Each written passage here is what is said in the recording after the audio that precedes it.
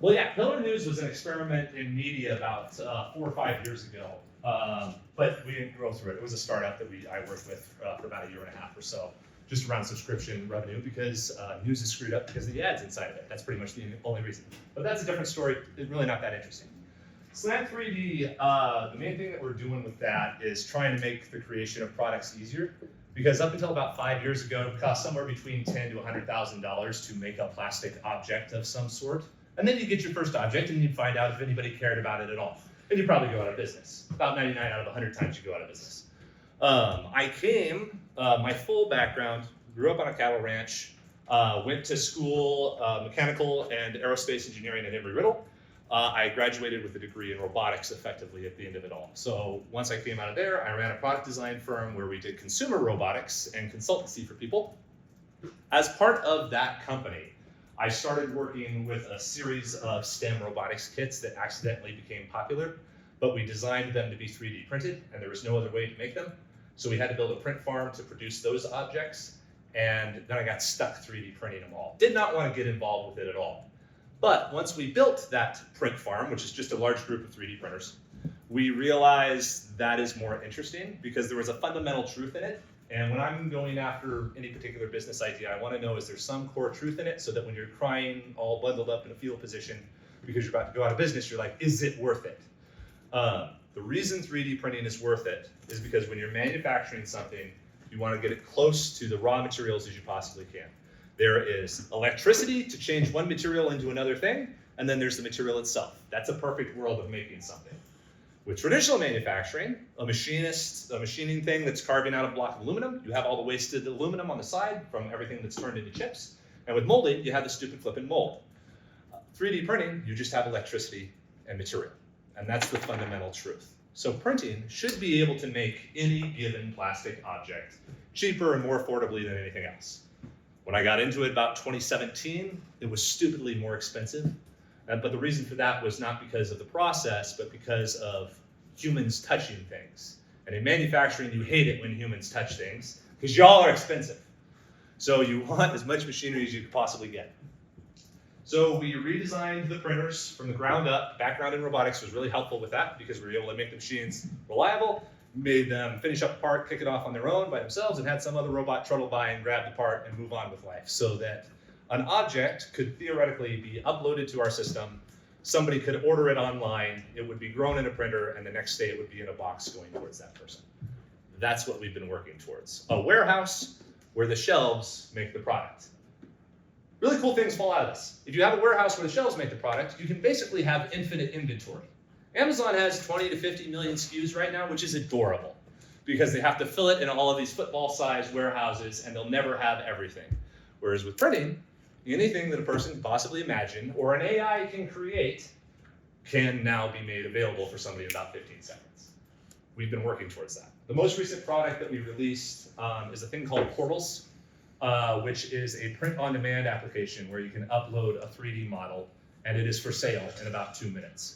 So whether you downloaded that model from someplace or, again, had an AI create the model, which is very doable right now, you can have it for sale anywhere on the planet in about 30 seconds. And you never had to buy a mold. You never had to so much as set up an Etsy store or an eBay store. It's just live. You upload the file, and there's a link, and people can get a hold of it. That's the nearest thing we have to the top of the peak right now that we've got. But Slant 3D was spun out of the original product design company in 2019. Since then, we were entirely bootstrapped for the first 2 or 3 years. We tried to do a seed round in 2021, 22.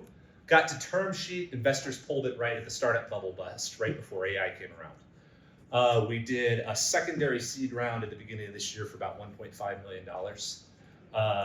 And we're running with that. Right now, the main factory here in Boise is spec'd out for 3,000 individual 3D printers in it, operating continuously 24/7.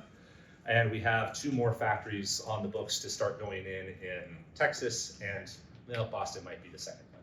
Don't tell anybody I said that, that's not nice. We haven't firmed that up yet.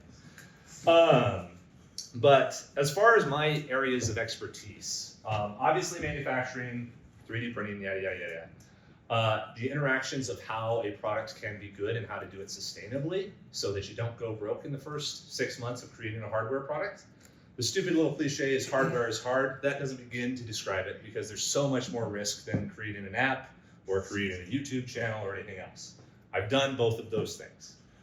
We are, one of the weird things about Slant 3D is we are an exclusively content marketing organization. I got my phone right there filming this whole thing right now because you don't want any good content to go to waste. But right now, Slant 3D is probably one of the top 10 YouTube channels inside the state of Idaho or so. We're top 2,000 on YouTube, which is wildly sad given the fact that we only have about 170,000 subscribers right now. But we did that purely by making ads for people. But apparently people like to watch the ads. We do it by making educational content about the stuff that we do. That's basically how you can go about doing content marketing, and that can go into a bottomless pit. On the sheet, there's like 4 main things that I kind of brought up or highlighted inside of there that may be of interest to folks inside of this room. They are individual divisions inside of Slant 3D. So Slant 3D as a company is fully vertically integrated. Not because that's a good thing. We don't want to do that. When you're a vertical company, you're 5 different companies in one, you end up spreading your resources around. But the problem was no one existed to do half the stuff that we needed. So we make our own machines. We designed all our own software. We make the raw material that goes into all of those machines. We make the content and videos and everything else that goes around that. And we built a freaking stupid selling platform for people to be able to sell their objects on. Didn't want to do any of that. I wanted to buy machines from somebody, put a bunch of them into a warehouse and say, go. But we had to do all the rest of it because none of it would work. It's useful if you survive it to be that vertical because, of course, now we have huge economies of scale. We have all kinds of interesting ways that those different areas can interact. But it's not anything I would ever recommend to a startup because your whole job is to be as focused as you possibly can on one single thing. And there's no one more freaking ADHD than a startup founder. I got another idea. I got another idea for that. I got another idea for that. It's like, no, you need to go call 1,000 people and find out how many of them say no and how many of them say yes so that you have a statistically relevant piece of data to decide if your business is worth it. But we had to build all the other stuff. Of those 4 categories on that sheet, first one is, number 4 is portals, which is itself a print-on-demand service. There is the mass production business where we will make 10 to 100,000 parts from anybody from a startup to a freaking Fortune 500 company or some defense contractor. There is Tangled filament. Tangled filament is the raw material, the plastic that we run through all of our machines. Wholly separate business unit, wholly separate brand identity. That one's actually sort of fun. So if anybody has any remote interest in it, I'm probably going to talk about it anyway. And then the YouTube channel around how to create a business around actual content, content itself, or how to use content as a marketing tool. I am a huge fan of content marketing, obviously, but the main reason for that is that unlike every other form of advertising, if you buy an ad, you get the 1 click and then you hope it converts and then you do the math on conversion rate to find out if it's worth it. Content is different. You can either buy the click continuously forevermore, and each time you need a new customer, you buy a new click, or you can make 1 video which will continue to generate leads forever, especially if you make an evergreen video. So instead of having a marketing expense on your P&L, you've just turned it into a digital asset for your company that can actually accrue and compound over time. This is why I prefer content. And it's also just creates better brand loyalty, bigger fans, all side benefits. But anybody who's scanned the sheet, is there a particular direction that you want to go with this? Or people in general, is there a particular area of anything that I just said that you want to go deeper into? I guess. What's that? So I was looking at the website. I was wondering how you came up with the pricing models for Slant. Which one? Oh, you're looking at the Slant 3D website? Yeah, Slant 3D, like the design with $150 an hour. How'd you come up with that number? That's pretty much kind of default for the industry. So you kind of see where everybody else's design is there. It is not correlated to the actual cost of the per hour design. It is literally about what the market will bear and competitive kind of setup there. We have a little bit of a different incentive on that because that number is fairly standard for if you're a product design firm selling out CAD services. We have an additional benefit in that we can discount that, or if we're on a sales call with it, we're like, we'll do the design work for you for free. because we're making the part for the people. So since we are a manufacturer and designer in one, we're able to create better sales motions with people where we can either discount it or throw a bone or whatever else it was, or just have highly profitable labor there. I'm not a fan of the per hour sort of billing stuff because it's not very scalable, but that number, yeah, is effectively competitive landscape. Okay. Yeah. With the other pricing numbers, are those also like market standard? Keep on giving me numbers because I don't know. Like, just let's go warehousing and fulfillment. We're warehousing 75 per cubic foot, and pick and pack 312 per package. That we can do the math on that. We know the actual per cost per unit for like a pick and pack on average across all the parts and pieces, but that is informed from Amazon because Amazon is the main de facto option. They're both the most efficient and the least efficient. So they're a perfect kind of middle of the road, and they're also ones with publicly available numbers. So when people are shopping, they're gonna go look and see, oh, Amazon charges this much, so they must be good. So you create kind of that landing point for everybody there. But most of the production business numbers, this is for the mass production side of it all. So we'll do warehousing for people, pick and pack for individual orders, or just prepare and print the parts and then store 1,000 of them in the back lot and ship them out to people. It's fairly standard because you are in such a competitive space that you can't get very creative with it because you're being so compared. Your only way to be creative is to be like wildly more expensive for some reason that you can justify, or wildly cheaper for some reason that you don't need to tell people. When you're kind of middle of the road, our main differentiator is that there's no other print farm large enough to do it, and then everything else that's ancillary services or whatever the normal market is, so that you're not confusing people. Thank you. No problem. What else? Just a question kind of like about your inventory. So like you said that your shelves create the products, right? Mm-hmm. So when you have inventory, is that like components to fix printers that like a motor goes out or something and then like filament? Or This is fascinating in a couple of different ways. So we make our own machines. If we were to purchase the machines outright as completed units, they become immediately a depreciable asset on our balance sheets to where they're losing 10 to 15% per year. Since we are making our own machines, those machines sit on our balance sheet as inventory. Their raw parts sit on our balance sheet as inventory, and then we have the labor of converting them into a machine, but nobody ever identifies that because they don't leave the building. So yes, almost entirely the inventory that we hold are machine components and then raw materials. Inventory for clients and that kind of stuff, not on our books or something that we're ever concerned about. We used to have an e-commerce unit to the whole company where we would design products and produce them and have them stored around and that kind of stuff. I killed it because, literally killed it this spring. The reason for that is we had the option and the decision to make of, we were able to run somewhere between 10 and 20 successful eBay, Amazon, Etsy stores, websites, whatever it was, Shopify, all those things. We could operate about 10 to 20 separate brands on those things. Or I can just take our print farm, make it accessible enough for people to where I can have 1,000 other people who operate their e-commerce businesses on top of our systems. And that sounded a lot more interesting to me than operating 20 pretty good businesses myself, and instead just coagulating everybody else so that there's actual market capture and scale, which we can do a whole thing. When we did e-commerce, we had a bigger inventory kind of conversation. But yeah, what's up? When you talked about, expanding to Texas and Boston, yeah, are those just markets that you guys want to dive into? And then what do you look for when expanding? Like, you guys have an exit strategy of where you want to be in a couple, 10, 15 years, or where do you see this print farms being? I don't have an exit strategy at all. Mainly because this thing is so weird, I don't know who the hell would buy it. Yeah. That's been the problem the whole time. We're on the road towards basically just becoming a public company.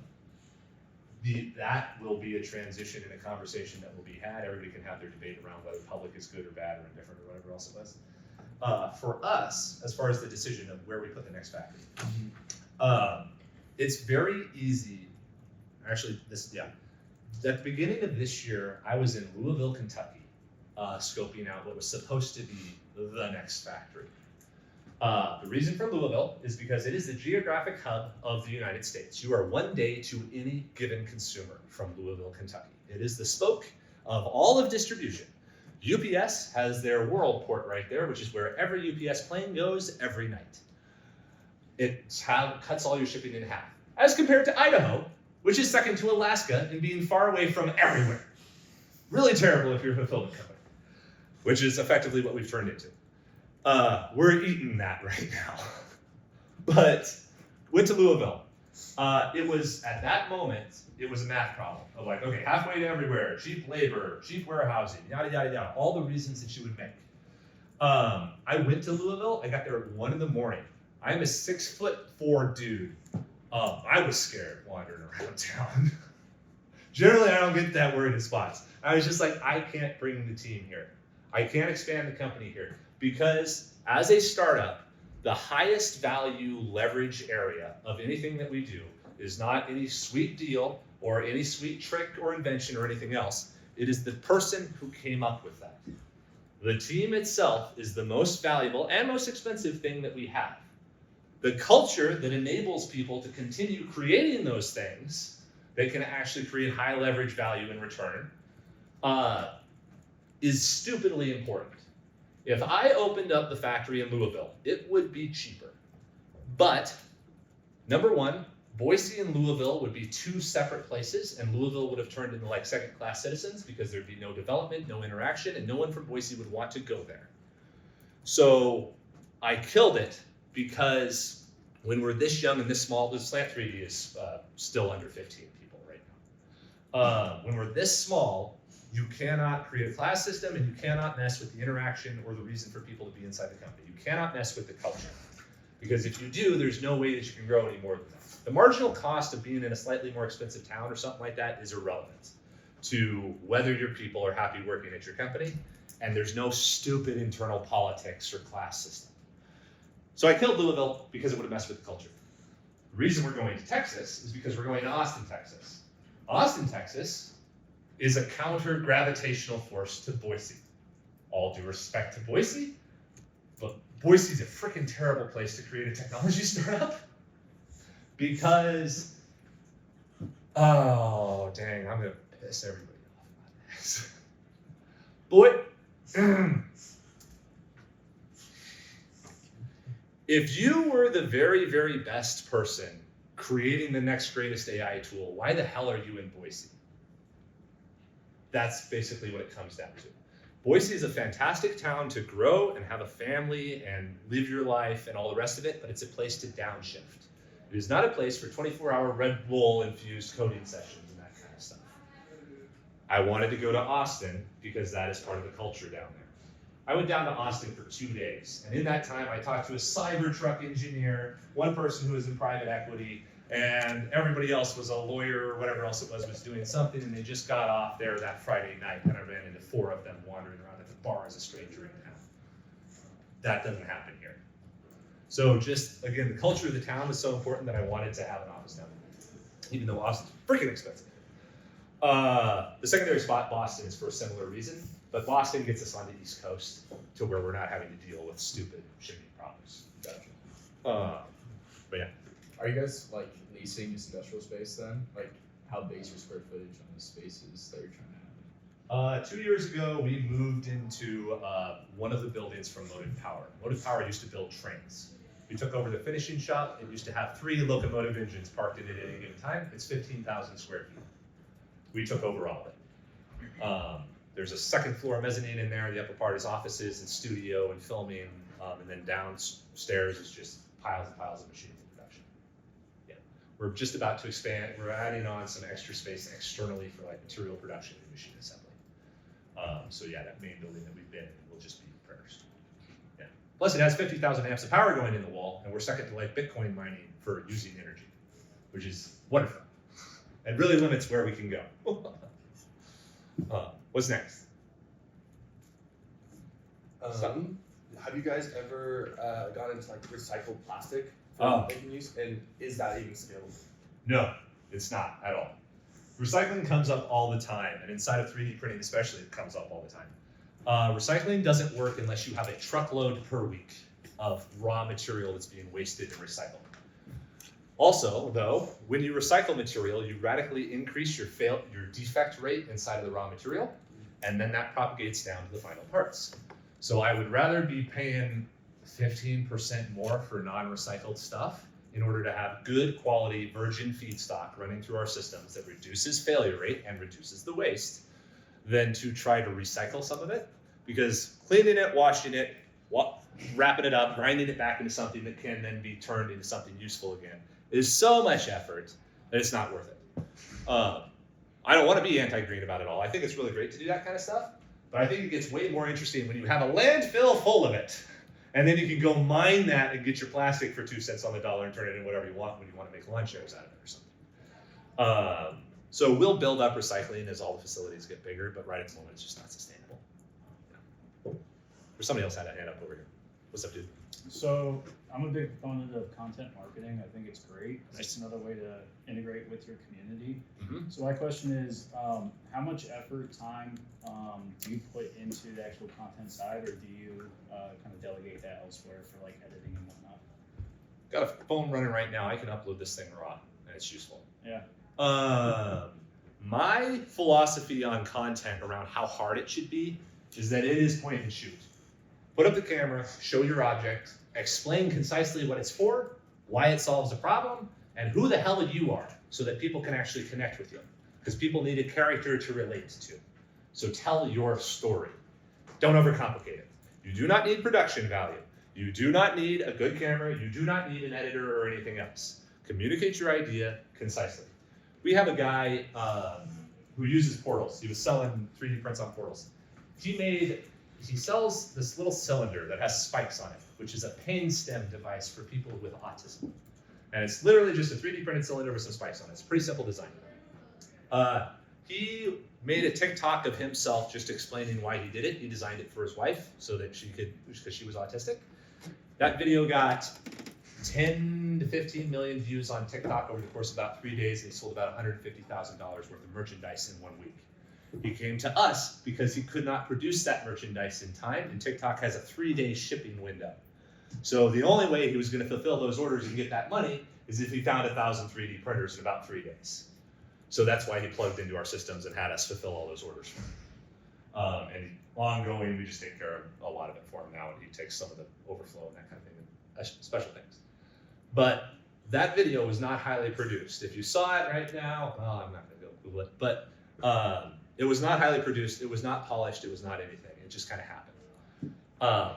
Right now, content and internet media is in a really weird spot because generally you can assume that the internet is on your side and all the content platforms are on your side. If you make something of a product that solves something for somebody, Facebook, Google, everybody else is going to work as hard as they can to show your thing to the person who wants to see it. Because it's good for them, it's good for the person, it's good for you, everybody's happy. This is the first time that's happened. It used to be, show it to the number of subscribers you have, show it to the people that you paid to show it to. But right now, media actually gets shown to the person who cares. Sucks if you're a content creator, because now I can't leverage my stupid subscriber base and all the rest of it. But if you are making video and promotional content around your stuff, it will be shown to the people who care. So the thing I always tell people, again, with like our portals app and that kind of stuff, 0 effort to create the product, 0 effort to produce it, you gotta market it. The way you market it is you get your print of the item and you make 10 TikToks of it. And you try to learn something from each one of those and increase the views each time. It's not that hard to do. Put in the reps. I am a big proponent of quantity over quality, because quality only comes from doing it a bunch of times. If you're a professional athlete, you're gonna go shoot the ball 10,000 times before you can finally actually do something useful. And yet for some reason, in business and content, everybody's like, oh, we're gonna spend 6 months producing this and writing a script and filming with an amazing camera, and at the end of it all, it's for some reason gonna be good on the first try. No, it gets way easier by just running it again and again and again, and then quality comes from that.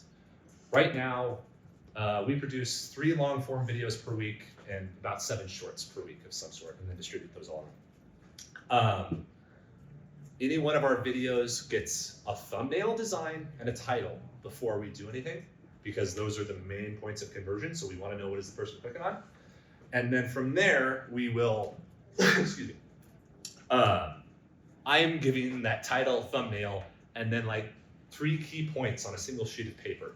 And then I will talk for 5 minutes. And we average about 20 to 50,000 views per video or so on YouTube in long form, which for 3D printing content is bananas crazy to me, because I never thought we would do any of that kind of number. But somebody seemed to care about it. With content though, my rule for it is, if you're starting totally from scratch, is that your content is to answer a question for the customer. When we started doing our YouTube, I wanted to make sure that the content was worth it, even if nobody saw it. So we would make the videos in answer to a question that the sales team would have over and over again. People keep on asking, how do we design for this? People keep on asking how many machines we have. We make a video for that, so that instead of the salesperson having to type out a whole email, it's very nice. They're like, hey, here's a great video explaining that. And then that great video is at least useful as an internal tool, but has the potential to be marketing content for clients and that kind of stuff. So what ended up happening is that our YouTube channel, by answering those questions, would warm up a lead before the lead would even reach out to us for a quote or exploration. So guys pick up the phone and the customer already knows everything that they want to know about us, because all of it was explained out there in a format that people like to consume. People hate to read, blog posts don't work anymore, but YouTube is fine if people are exploring and shopping. It's up to you. I was just curious, like, so one of our class themes is processes. And I was just kind of curious, like, as you guys are still like only 15 people right now, do you have very many processes, or is that something you guys need to do before you start going like big? Oh, there's a process for it. Yeah. The processes, okay. Yeah, stupidly important. Cool, got that underlined. The processes are the main thing that allow you to scale, because instead of having to do an entire training for a new person or having any sort of tribal knowledge, you can actually hand somebody a sheet and say, now you can operate this machine, follow those step by step. Those processes also serve as a form of evaluation of the person. Did you follow the directions? No. Why are you still working here? Seriously. Then the processes serve as that baseline, serve as a point of measurement, allow you to communicate very scalably to everybody else, so you can set up 10 new machines, have 10 new guys, and not have to spend 6 hours with each one of them training them. That's where the processes really come in. They also improve consistency and quality over time, so that, again, if something is breaking, or it's like, oh, we shipped a bad part, where did it go wrong? Somewhere between that step and that step. Okay, we got to introduce a step right there to catch this long tail. So the processes evolve in order to make sure that your quality increases over time, because you're catching all those long tail situations. As far as how we do it, we experiment with all kinds of different ways. The main way we've leaned into it is that any given person who's an operator or the key knowledge base for something, we got glasses with a camera right there, and we put it on them and we say, narrate what you're doing, how you're running this machine, whatever else it happens to be. We then take that video, upload it to frickin' ChatGPT, pull the transcript, and say, turn this into a series of steps that are readable in 5 words for each one of the steps. And then we have a video demonstration, a written set of SOPs for everybody else, and the main expert explaining how to do it, who was able to do it while they were doing it, without having somebody eating in their ear while they're training them.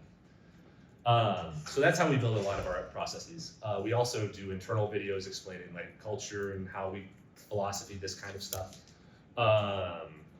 And then, yeah, if I can avoid people typing them, I try to, because humans are lazy, and there's nothing I hate worse than typing out a tutorial about how to process a part or anything else. So if we can eliminate that, we try to, so that more processes start to exist. And then there's just that knowledge base that, again, you're not asking, who is the person who knows how to do this? That's the main thing you're fighting against all the time. Yeah, so you're just basically creating as many processes as you can, so you have as few questions for anybody.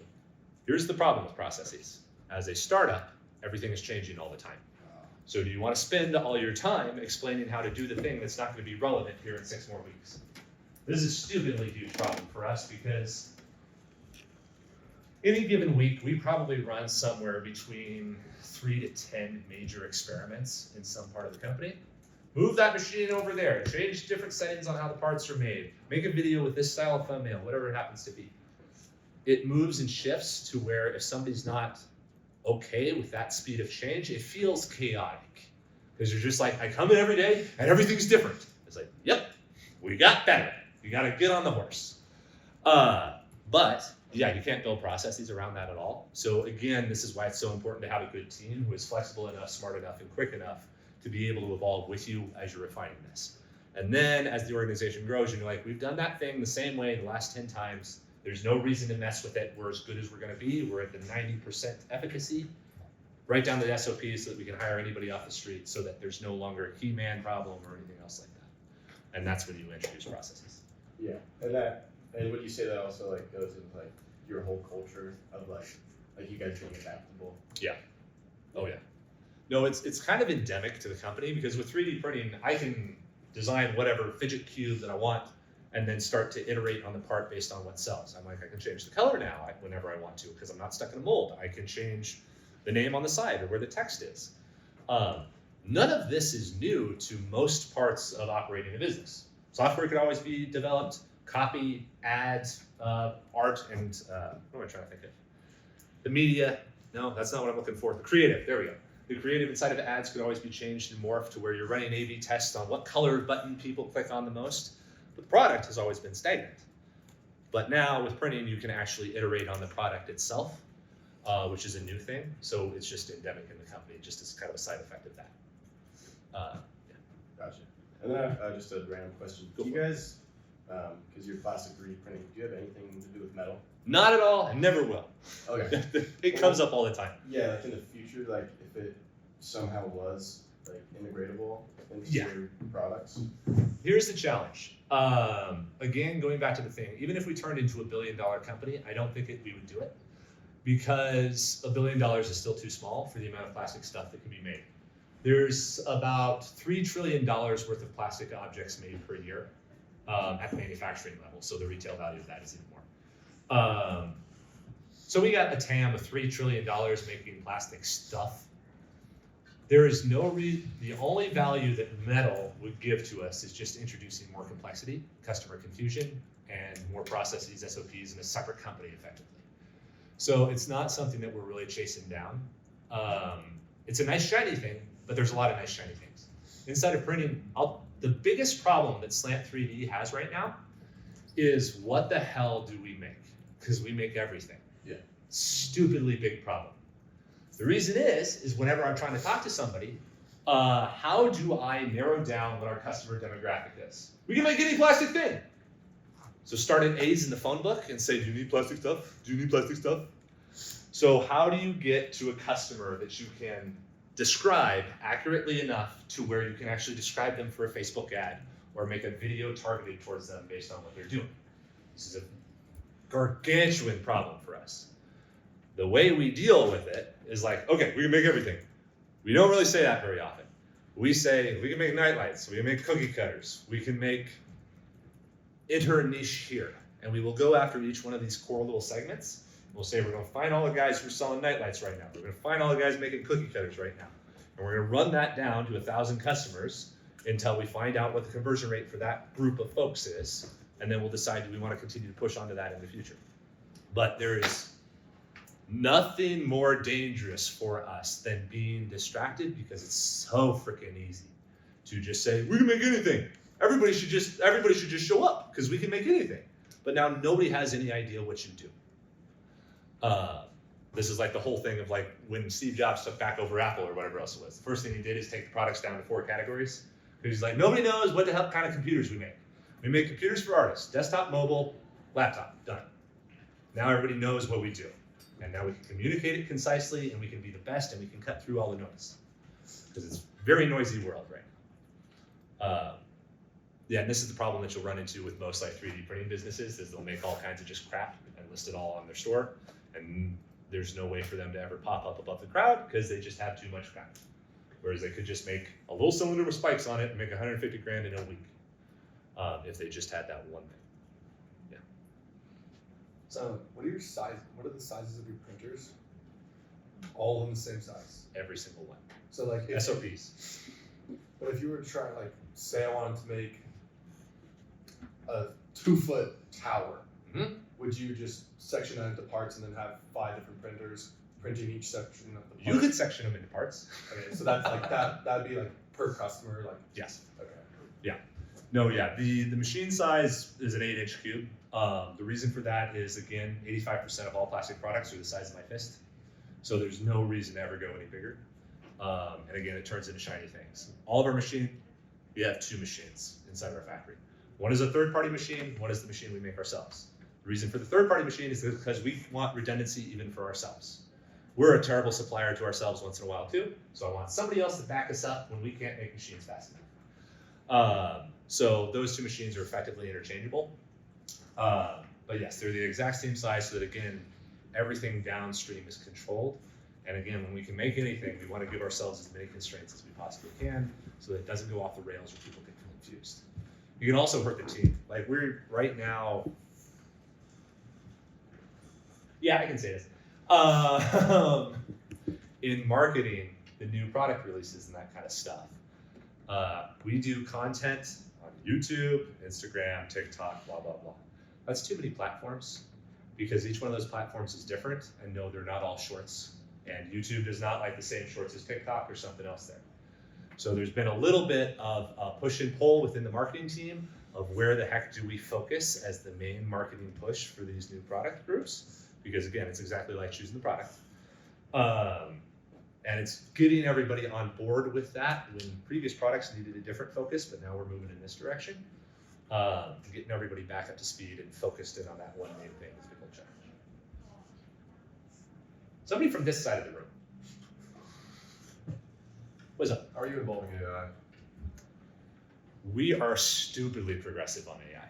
So when ChatGPT came out 2 or 3 years ago, I had been trying GPT-2 in 2.5.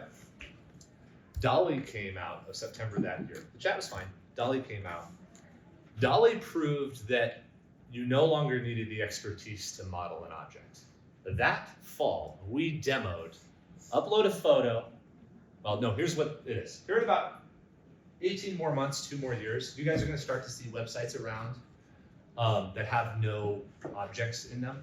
You will go to a search bar and you'll say, I'm looking for a ghost headphone stand for Halloween or something like that. And 10 to 20 listings will pop up and appear that all have wonderful little headphone stands with product photos and everything else. You'll say buy now on one of those things, and then that object will be created. And it will go to a print farm like us, and your ghost headphone stand will show up. But it did not exist until you searched for that item, and then it was created for you. That is one of the cool things of where it's going right now. We can do that right now. It's just a little funky. We can do it 3 years ago. It was really funky. That is where it goes from a product standpoint, is basically an everything store. We just call it magic.com whenever we're talking about it internally. Basically, you get whatever you want because it is just created for you in that moment. Internally, for our own processes, we use 85% of the software that we write is generated by Claude. Titles, thumbnails, copy, product descriptions, ChatGPT. Internal documents, transcriptions, that kind of stuff, ChatGPT. Meeting notes, summaries, and emails, whatever the heck we can get plugged into a Zoom call. Prefer ChatGPT, but it's terrible if you leave it alive in a meeting. It just says standing by every 2 minutes. So they need to get that fixed inside that app at some point. And then I'm trying to get more of the production team to use it as just a expert resource because it's way better than Google to say, how do I fix this machine that has this, that, and the other thing? And it will tell you because we don't have that many secrets. We could clone me. There are 750 long form videos of 5 to 10 minutes of me talking about 3D printing online. We don't need me to host any more videos if we don't want to. I just have not agreed to have myself digitally cloned yet. And it would be in my voice, it would be accurate, and it would be indistinguishable today. I just don't want the content to go off the rails that much yet. But that will get there. We've had a tremendous problem with hosting. Like in the context of scaling limiters inside of the company, the number of videos that I can film in a day is one of them. So having another host of some sort would be amazing. But people with expertise, charisma, and can stare at a camera without feeling awkward about it is not terribly common. So we've had a problem with hosting. But yeah, everything, everywhere, all the time. If you're not using it, get over it. I have an interview question. I'm like, what is your opinion on ChatGPT? And if your answer to me is, I like to do it myself because I like to use my own brain, you're not going to be hired. The freaking calculator's right there. I don't need your ego getting in the way of like, I can do the math myself. I don't want your long division. I want the job done as quickly and as efficiently as possible. Freaking ask ChatGPT and be an intelligent human. The value of the person in all of this stuff is your taste, your knowledge of the culture, your realization that all of you, if you read some AI generated text right now, you would be able to tell, especially you guys, because you all are close enough to it to where you see the weirdness in it all, and it hasn't become normal human conversation. I can see AI written text from a mile away. People will say, oh, people are using AI and they're lazy and all the rest of it. I'm like, if you have a reasonable copywriter, they can write 10,000 words, have AI do kind of the schlock work for it all, but make sure it's crisp, concise, and not wandering or meandering or the stupid little AI voice that comes through. That is where the person is useful in it all. So I do not let anybody publish any sort of AI content code or writing that is not reread by the person and then edited, because it's always garbage the first try around. Your all's job is to figure out how to learn how to talk to these, how to use the tool to make it concise, tasteful, and unique. Because AI is the average of humanity. If you take the first response it gives you, you just got the average of humanity, which means you have an average piece of content, average piece of copy, whatever it happens to be. So put in a little bit of effort, push it in a direction, learn how to prompt it, read works of great writers and say, oh, that's what good writing looks like. And then you can actually use the AI to make something excellent. And you can do it much more efficiently, much more quickly, without having to do a bunch of schlock work of writing out 10,000 lines of code that are just defining variables and that kind of stuff. We're in the business school. I won't be jerks to you guys. I'm an engineer by back. Is there any engineers in here? Engineers in here? Everybody business school? Marketing. Straight marketing people. What is your guys' degrees? Is it just business? Getting business? Entrepreneurship. Entrepreneurship? Okay. Is that your whole major? No. Okay. Business admin with a minor in entrepreneurship. Oh, gotcha. Okay, that's fair. Is everybody in admin? Administration? That kind of stuff? Okay. I got a bit more, but that's some sense. What now? No, triple major, double minor. But Okay, fair enough. All right. Well, for you guys, since you guys are all exclusively in business, this morning, I needed these QR codes. I went online and said QR code generator, and the stupid QR code generator needed me to sign up to use it, and I was like, fuck that. So I went to ChatGPT and said, make me a QR code generator. And it was done faster than I could sign into the professional one where they reminded my email. And I effectively made a product this morning by talking to ChatGPT if I wanted to. You guys all have that expertise. If you guys are starting a company and you need a piece of software or you need an internal tool for analytics or anything else like that, you no longer have to find a developer for a whole bunch of that stuff. You just have to have enough taste and understanding of what you need to create to control these AI systems. And you can go really far. And here in about 12 more months, entire apps will be done. Right now, we can't build an app with like payments in it because security is a giant mess inside of AI tools. That'll be fixed. Don't worry. There's a lot of money going towards these things. They'll figure out how to put Stripe in it. What's up, dude? That's kind of what I wanted to ask you about, like security. So, like, when you're doing prototypes and stuff, like, do people send you like confidentiality disclosure agreements, NDAs, like, and does that make you not use AI and have to do it all yourself since it's kind of like being plugged into the cloud? It doesn't stop us from using AI or anything else like that. So confidential information going in ChatGPT, somebody else prompts it and sees it. Gotcha. No, because we're not feeding the models into it yet. I'd love to. And that'll be the problem when we finally get to be able to do that. But for our consumer products like portals and that kind of stuff, somebody uploads a model. As part of terms of service, you allow us to see that model and our internal tools to see that model, even if our internal tools include ChatGPT. So that's just part of using it. But from 3D models, again, the security problems of these the LLMs and that kind of stuff are being fixed pretty quickly to where you can't just prompt it and find out what the other guy was chatting down the street. But the follow-on to that, the NDAs. I do want to talk about NDAs. I don't accept NDAs anymore from any client unless you are, nope, not even from them. I was going to say Fortune 500 company, still don't accept an NDA.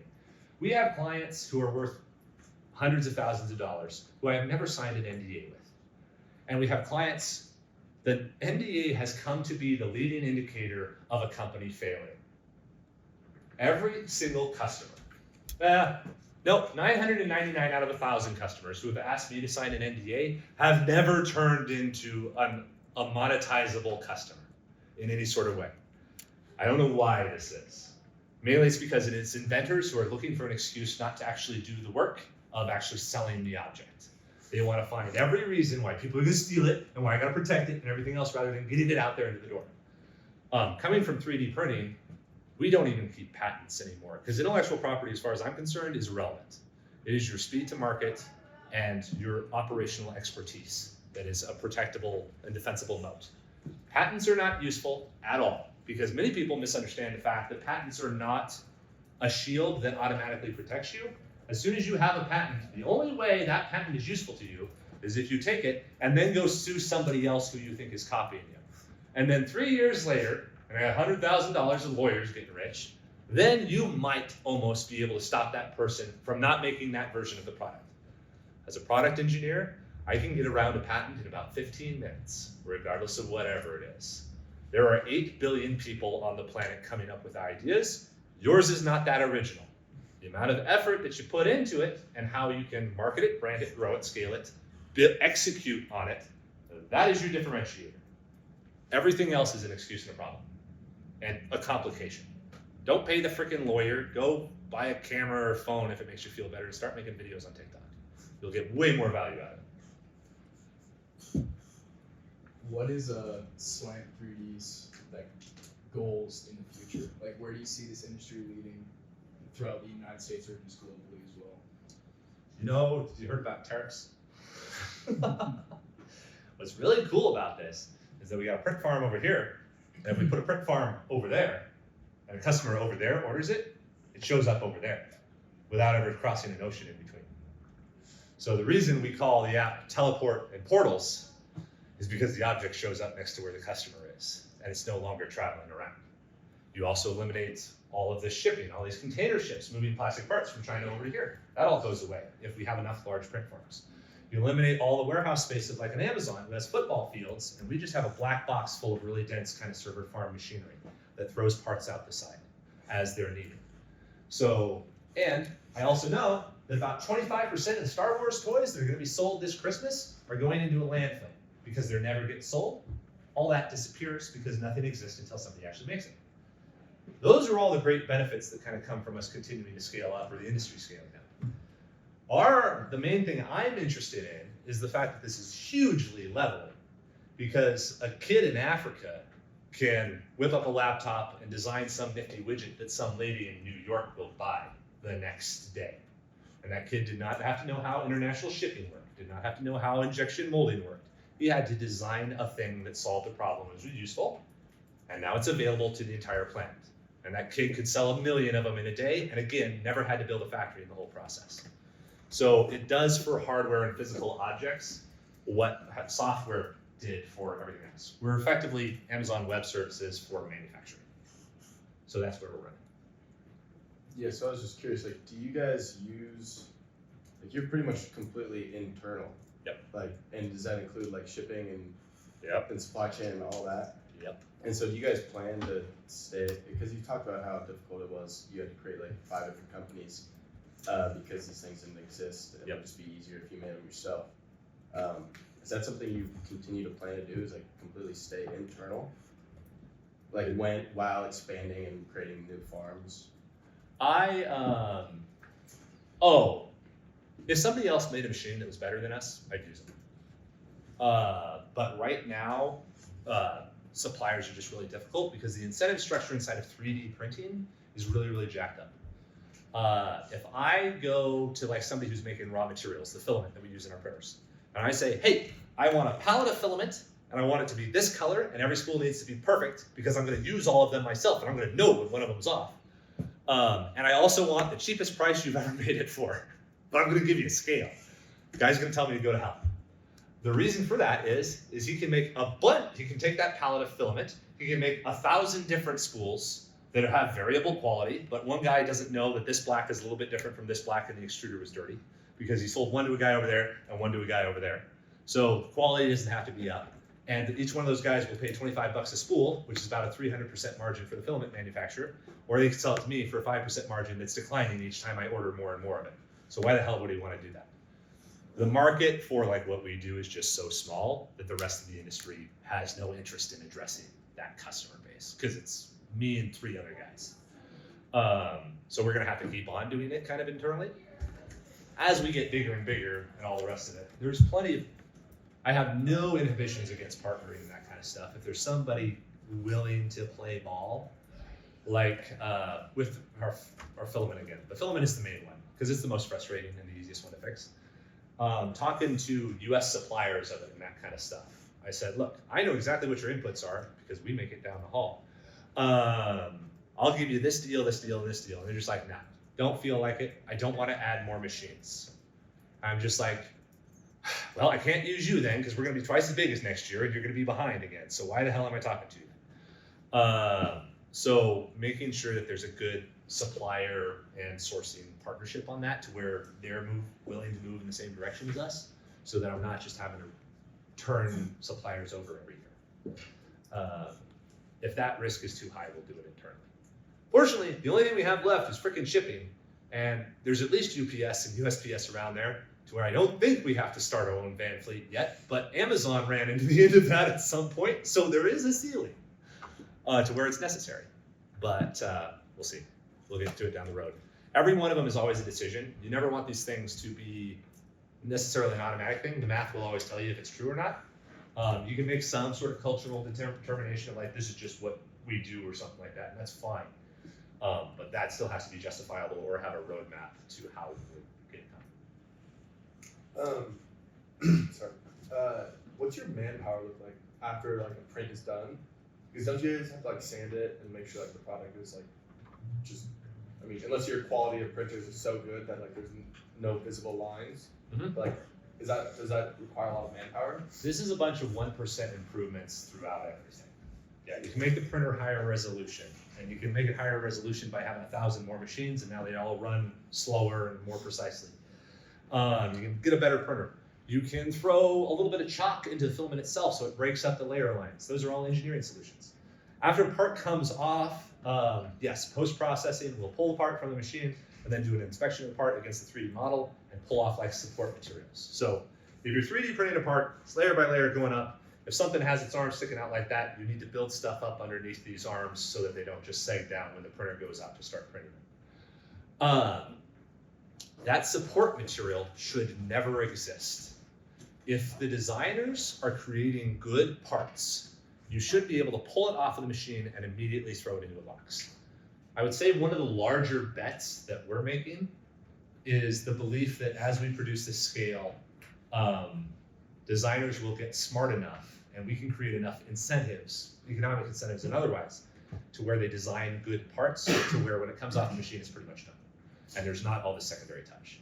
If this secondary touch continues to exist and we continue growing, it's a fantastically big problem because there is not enough manpower to spend 5 minutes on a part fiddling with it.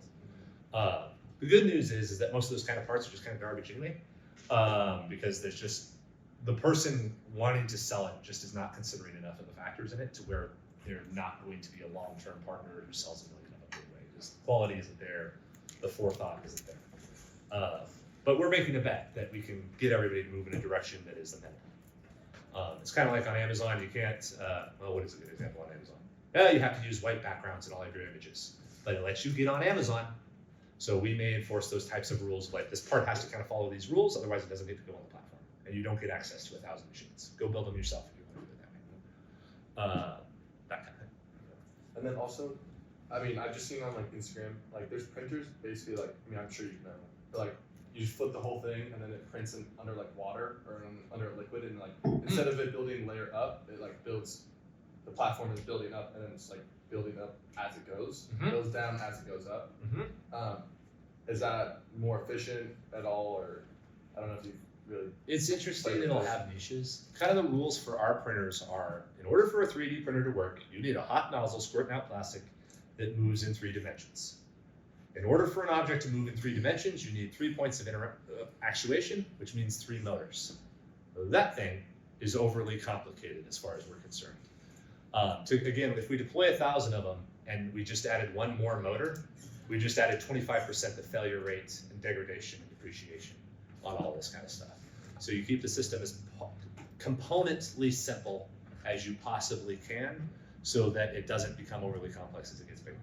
So we're incredibly egregious about deleting parts and pieces from the machines, which means they'll stay simple. They have limitations with them for sure, but they stay simple. So I mean that helps you, that because you guys make your own printers too. Yeah. How many like direct competitors do you have, like that are doing what you guys are doing? Every one of them has gone out of business, which does not bode well for us. The main competitors that we have of equivalently sized 3D print farms do not make whatever random part comes in the door. We are the only ones who do that because we're the last ones in business trying to do that. The main competitor we had was named Voodoo Manufacturing. They were in New York. They were a Y Combinator backed company, and they went out of business in 2021. I think I can talk about almost everything about them. It's been long enough. I looked at their books because we were thinking about acquiring them in that moment. I won't say everything because I will probably still talk to these guys at some point in the future. And if we publish this video, I don't want to do that. But there were architectural problems in the software that made it difficult, and they were using off-the-shelf machines. I think any company that is doing mass-scale 3D printing that uses off-the-shelf machines is going to fail, because anybody who buys machines off the shelf that are desktop-sized, they are consumer machines. Consumer machines are not industrial hardware. They depreciate in 18 months and break down because they're meant to be in some guy's garage for 3 years as he prints one thing a weekend, not something 24/7, 365 for 5 years.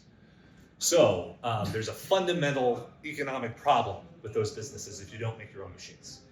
Ours never depreciate fully to zero because, again, they just go back to like raw materials, and then we pull off the frames and turn it into a new machine. So we upgrade the chip every couple of years or something like that and replace the motors and bearings. So economically it scales back. The other problem is, it goes back to the we can make anything problem. The marketing expense can kill you if you're not focused, or even a worse problem, which we are currently dealing with right now, somebody uploads a garbage part. We got to print the part for them because that's our rule, and we want to send it to them so they can learn how to improve, but all they see, garbage part. And they're like, Slant 3D screwed up my part. It's fair. We should have just not allowed the part to come through because it couldn't be made. But the people who whine are the people with the errors who had a bad experience. The guy who we just produced 5,000 parts for yesterday or whatever else it was doesn't say anything because life is good and nobody whines about when life is good. So again, being focused about what the capabilities of the system are and talking to people who can actually truly love your product is the thing that will make or break a company, is still the thing that can make or break us. Because we have so much reach right now and so many different users. The loudest users are the ones with a bad experience. And the quietest users are the ones with a good experience.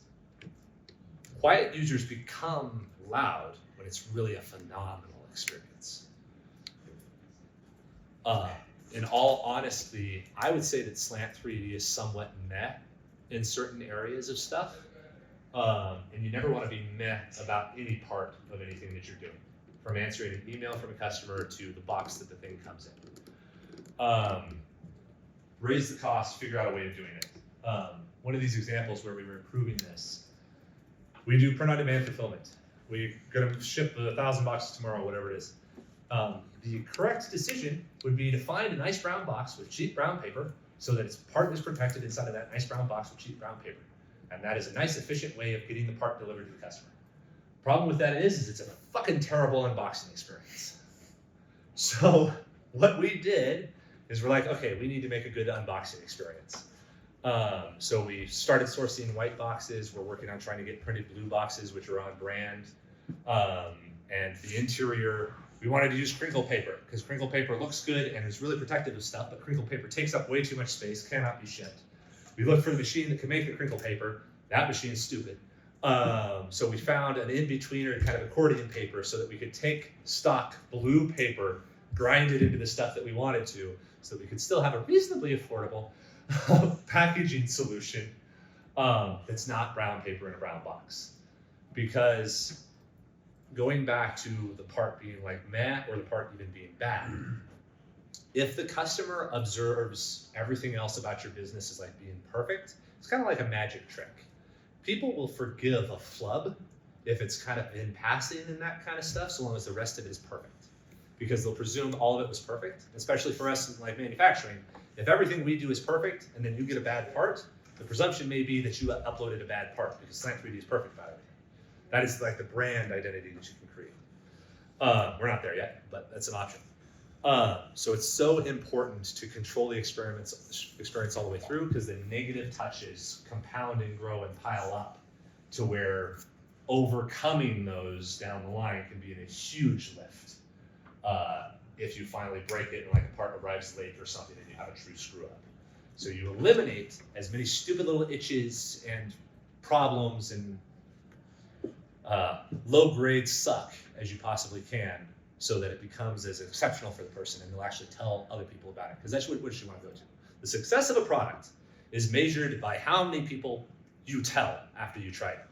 I told my whole family about ChatGPT after I tried it. I'm like, you guys gotta try this. Look at this. Push that button right there. Isn't this amazing? It's magical. Think about how many products you actually do that with.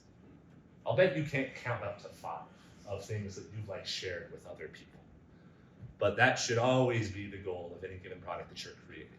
Something special enough or unique enough that people show it to somebody else. Yeah. Sorry, I just got one last question. So like you graduated with a degree in mechanical engineering and aerospace engineering? Not aerospace engineering. Oh, just mechanical, Yeah. sorry. Yeah. I misheard that. I studied both. Oh, gotcha. But I was just curious, like you're now a CEO and like an entrepreneur yourself. How did you get into like the business side of it? Like how I might need to get into like the engineering or marketing side of things? I am really blessed in the fact that I grew up on a cattle ranch, and a cattle ranch is an operating business. So since I was 5 years old, I was having to talk about cattle prices and by golly, what the cost of feed is and all the rest of that kind of stuff. So it was really endemic.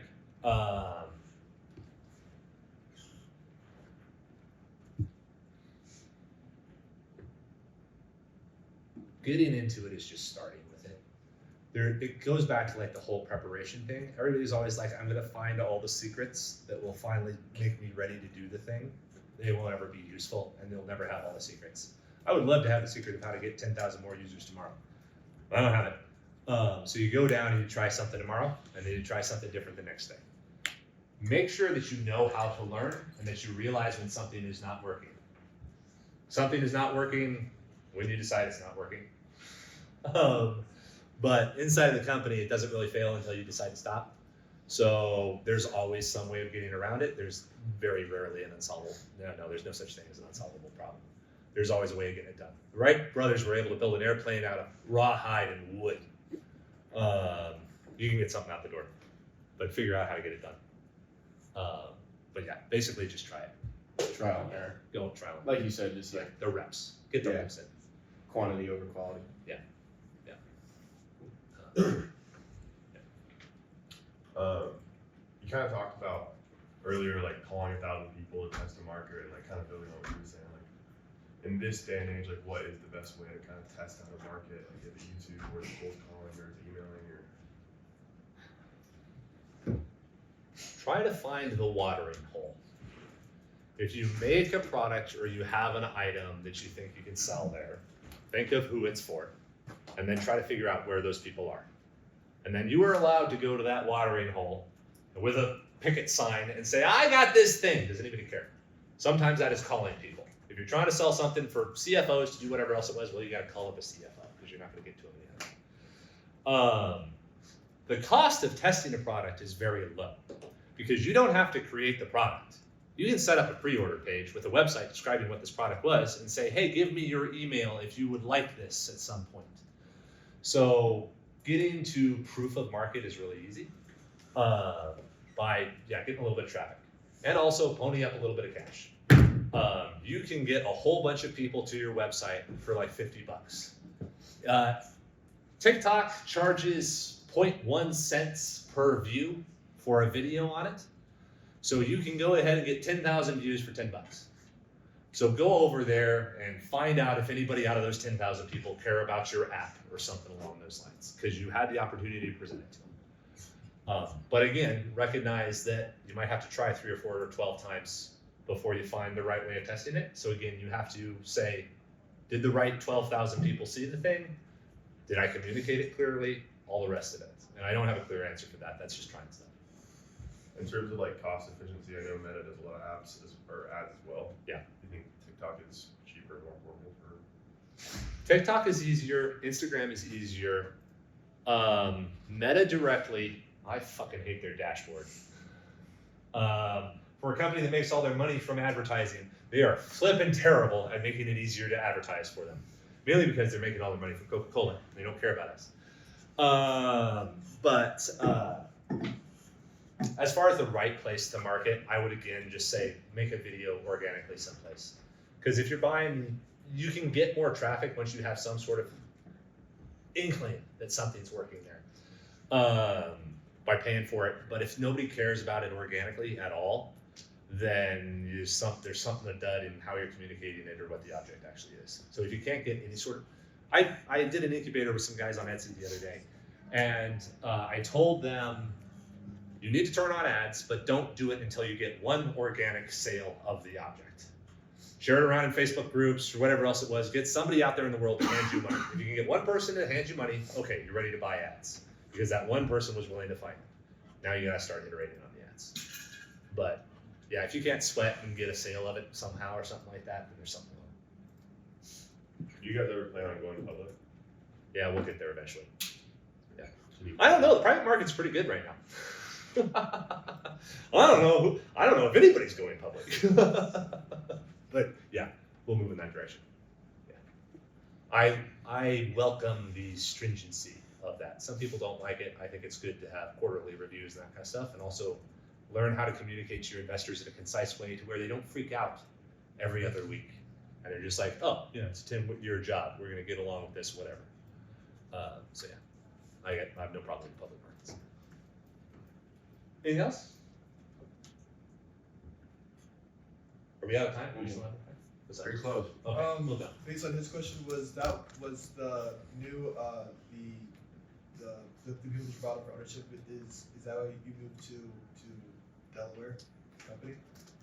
Or did you Google us or something? Find out where. That came through in just the last couple of weeks. I have to complete that in the next 2 weeks, otherwise we lose half the money.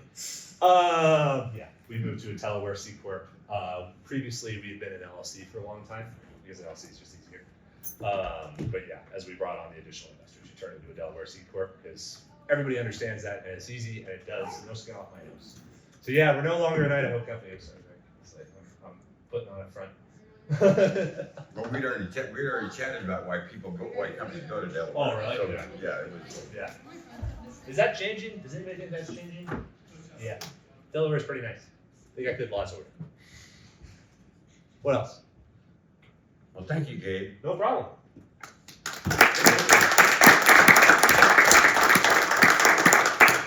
But yeah, the link up to that will be live for another week or something. If you want to get my email or phone, I'm happy to talk to anybody who wants to talk about stuff. So long as you're not a jerk or a problem or irritating and that kind of stuff. And I'll make a call on that depending on how you call me or email. Happy to help if you guys are trying to chase something down.